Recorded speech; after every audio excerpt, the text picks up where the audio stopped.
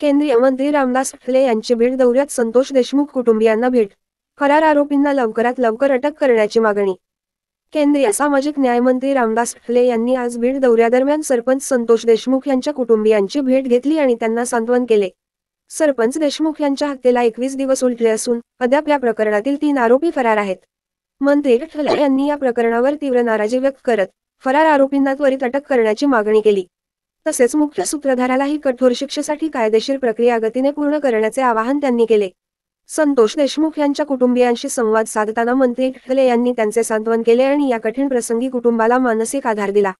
त्यांनी या प्रकरणात दोषींवर कठोर कारवाई होण्यासाठी केंद्रीय पातळीवर प्रयत्न करण्याचे आश्वासन दिले.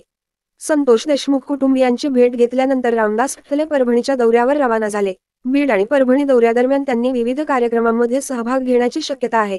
सरपंच संतोष देशमुख यांच्या हत्येप्रकरणी अद्याप फरार असलेल्या आरोपींना लवकरात लवकर शोधून अटक करण्यासाठी पोलीस प्रशासनाने अधिक तत्परतेने काम करावे, अशी मागणी मंत्री आठवले यांनी केली.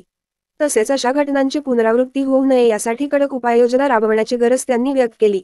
सरपंच देशमुख हत्या प्रकरण राज्यभरात चर्चेचा विषय ठरला असून आरोपींना न्यायालयीन प्रक्रियेद्वारे कठोर शिक्षा मिळावी, अशी अपेक्षा देशमुख कुटुंबीय आणि त्यांच्या समर्थकांनी व्यक्त केली आहे.